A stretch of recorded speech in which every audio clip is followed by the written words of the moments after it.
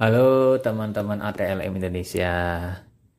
Nah, materi kita pada kali ini hematologi 2 tentang trombofoisis.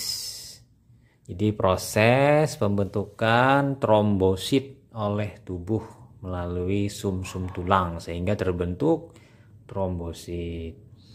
Bersama saya Ahmad Lab di channel ATLM Indonesia yang merupakan media pembelajaran online bagi ahli teknologi laboratorium medik di Indonesia. Mari kita mulai materinya sebagai berikut.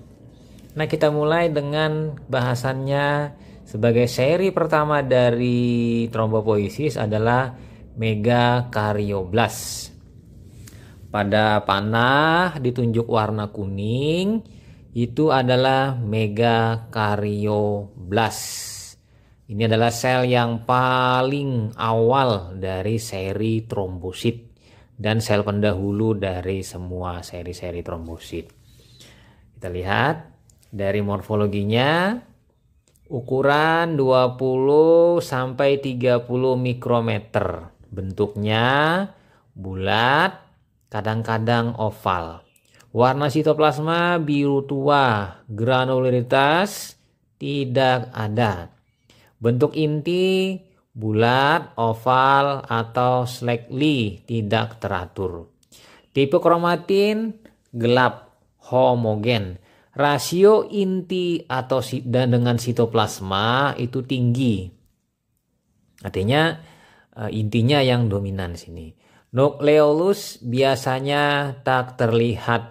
Jadi anak intinya tidak terlihat. Distribusi darah tidak ada. Jadi memang ini hanya ditemukan di dalam sumsum tulang. Sumsum tulang dia ada 0,1%. Pewarnaannya ini menggunakan teknik MGG, Meigroen-Wall Giemsa. Pembesarannya menggunakan 1000 kali. Kita bisa melihat di panah kuning. Anak panah menunjukkan yang A megakarioblas dengan kromatin inti sangat gelap dan sitoplasma basofilik, berarti kan kebiru-biruan nih, kuat tanpa granul. Inti mungkin terbagi menjadi 2 lobus, jadi ada di atas dan di bawah itu terlihat. Kemudian yang lain-lainnya itu ada sesuai penomoran, ada promyelosit, 2 myelosit neutrofil, 3 metamyelosit neutrofil, yang 4 normoblas polikromatik, 5 eritroblas kawasokoni, yang ke-6 eosinofil, 7 limfosit. Ini adalah sel-sel yang lain dari yang kita tunjuk adalah megakarioblas. Nah, sekarang kita masih melihat lagi ke megakarioblas yang wujud lain. Nah, catatan di sini anak panah menunjukkan sebuah megakarioblas dengan inti besar yang bentuknya tidak teratur dan tidak membelah. Jadi intinya tadi yang tadi membelah, ini tidak membelah. Sitoplasma agranular dengan tonjolan khas. Sitoplasmanya tinggal teman-teman melihat. Ada tonjolan khasnya kan, di bagian bawah mungkin ada sel kedua dari seri tersebut dengan stadium maturasi serupa. Nah, itu ada dilihat ditunjuk nomor 1 ya. Tuh. Kan?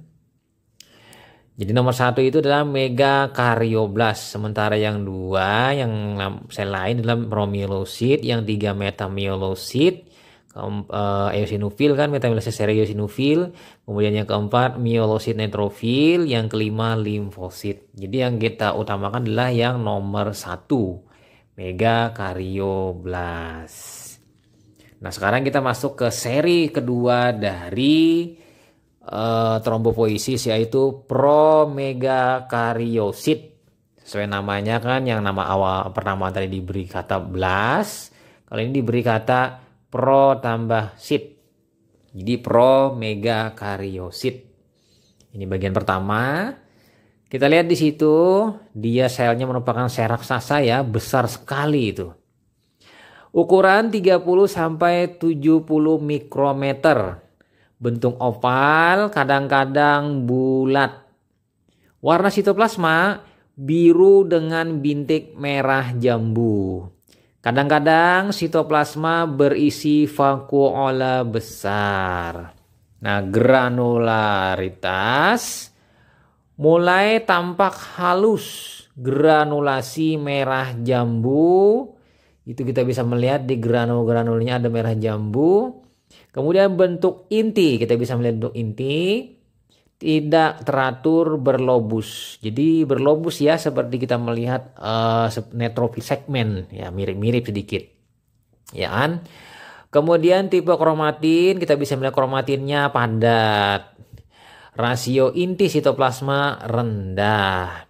Nukleolus tidak terlihat, distribusi darah tidak ada. Memang ini hanya di sitoplasma. Ya kan, sumsum tulang, dia di sumsum tulang kurang dari 0,5% dari total sel-sel yang ada di sumsum tulang. Ini sementara ini pewarnaannya menggunakan pewarnaan MGG. Perbesarannya 1000 kali. Ya, ini teman-teman. Jadi kita di sini kita melihat catatannya. Promegakariosít, ya kan? Pro, ini yang selnya nomor 2 dengan sit kan. Mega itu selnya besar raksasa, karyonya itu intinya yang besar. Kan? Dengan inti berlobus banyak dan sitoplasma yang sebagian merah jambu.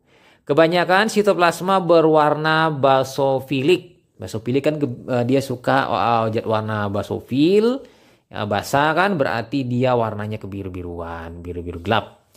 Juga banyak sel leukosit muda dan eritroblas. Ini pada sediaan ini yang kita lihat. Oke, ini promegakariosít. Nah, kita pindah ke promegakariosít yang kedua. Nah, ini yang kedua ini. Jadi ini mirip-mirip seperti inti netrofil segmen ya. Kalau sekilas kita melihat ya teman-teman. Kalau di darah tepi. Catatan. Promegakariosít dini dengan nukleus berlobus 3. Kan kita hitung nih 1, 2, 3. Kan? Sitoplasma mengandung vakuola. Nah, kita bisa melihat di situ ada bulat-bulat putih, vakuola namanya itu, vakuola kecil dan masih bersifat basofilik. Coba dilihat di intinya yang di bagian bawah ada biru-birunya, itu basofilik, kan? Tetapi tertutup atas dari sel yang lebih merah. Nah, kemudian kita bisa lihat di situ berdasarkan nomor-nomornya. Nomor 1 proeritroblas, ya kan? Di situ nomor 1, nomor 2 promyelosit, nomor 3 normoblas polikromatik, nomor 4 metamyelosit netrofil, 5 limfosit, 6 myelosit netrofil. Ini untuk sel-sel yang lain. Tapi kita kan mengkhususkan ini adalah di promegakariositnya. Nah, kita pindah ke seri yang lebih matang dari promegakariosít sesuai tata nama, hanya ditambah dengan tambahan sit, yaitu megakariosít. Jadi ini lebih matang dibandingkan promegakariosít tadi. Ukuran kurang dari 100 mikroliter. Berarti ini kan lebih besar lagi nih. Bentuk oval, kadang-kadang bulat. Nah, ini bentuknya bulat kan, kadang-kadang oval. Warna sitoplasma merah jambu. Cek, kita bisa melihat di sitoplasmanya itu ada kayak kemerah-merahan, merah jambu. Granularitas merah jambu muda tercampur dengan granula merah di dalamnya itu. Bentuk inti multilobular, tidak teratur. Ini tinggal melihat ada lobus-lobusnya kan, banyak lobusnya. Mungkin kalau kita hitung ada berapa ini? 1, 2, 3, 4, 5. Mungkin ada 6 ini, cuma dia tergumpal. Tipe kromatin padat. Jadi semakin tua kromatin inti akan mengalami pemadatan. Jadi kalau semakin muda kromatinnya agak halus. Rasio inti sitoplasma rendah atau sangat rendah. Artinya sitoplasmanya sudah mulai melebar. Intinya kalah dibandingkan luas sitoplasma atau rendah. Kalau besar tadi kan tinggi, tadi itu intinya besar, sitoplasmanya kecil. Oke, lanjut. Nukleolus tak terlihat. Jadi tidak ada di sini nukleolus. Kita bisa melihat di gambar karena itu banyak ditemukan pada seri-seri yang lebih muda. Ya. Distribusi darah tidak ada. Ini hanya ditemukan dalam sumsum tulang. Di sumsum tulang kurang dari 0,5%. Ini menggunakan pewarnaan MGG, Microgranular Gemsa. Pembesarannya adalah 1000 kali. Nah, ini catatannya. Megakariosit dengan inti multilobular dan sitoplasma bervakuola. Ini catatan dari megakariosit yang pertama. Nah, kita bandingkan dengan megakariosit bagian kedua. Jadi kita bisa melihat catatan di sini. Megakariosit normal dengan sitoplasma granular halus berwarna merah jambu, ya kan? Siap untuk defragmentasi menjadi trombosit. Nanti dia sitoplasmanya nanti akan membulat-bulat kecil-kecil, namanya defragmentasi. Terbentuklah nanti platelet. Platelet atau trombosit ini adalah pecahan dari sitoplasma megakariosit yang membulat-bulat kecil.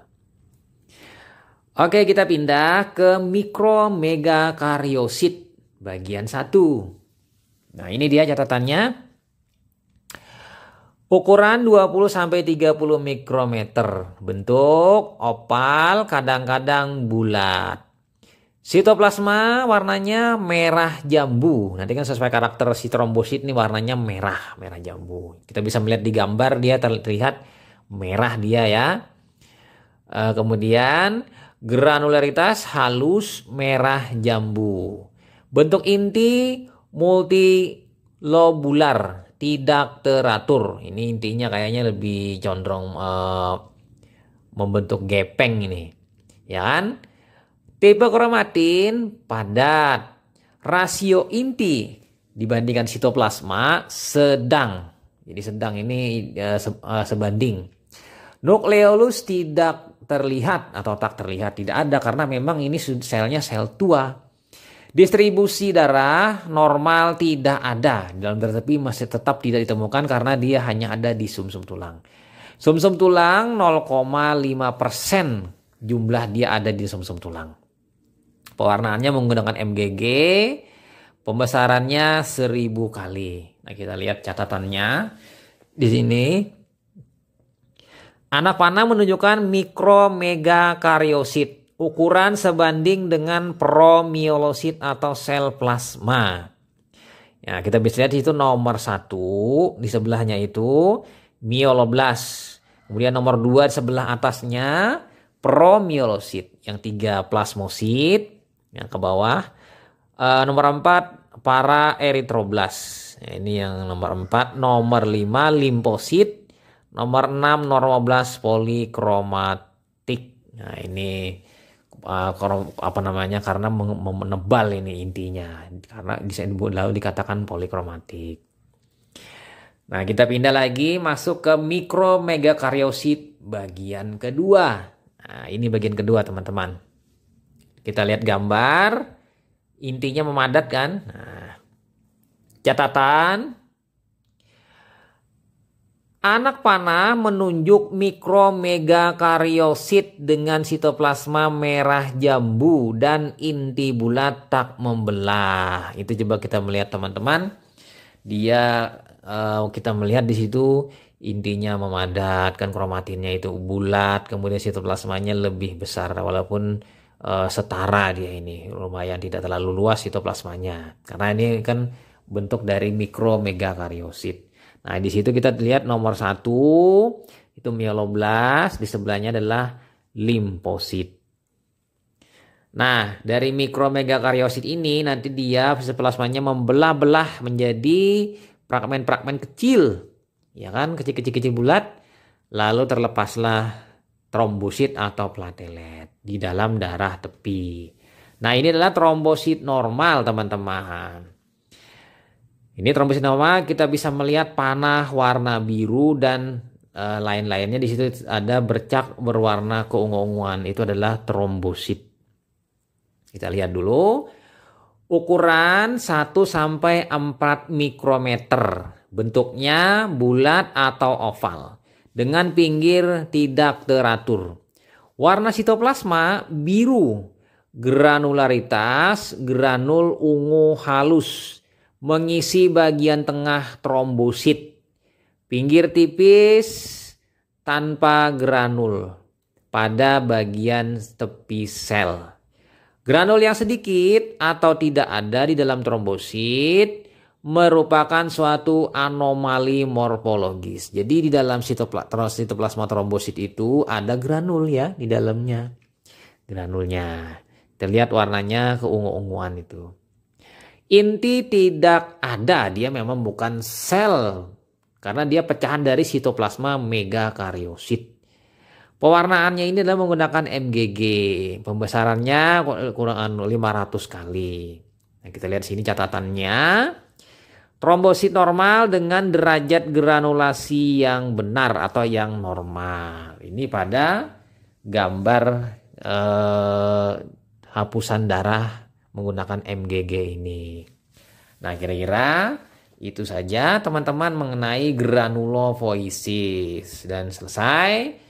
Semoga teman-teman mengambil manfaatnya dari materi ini.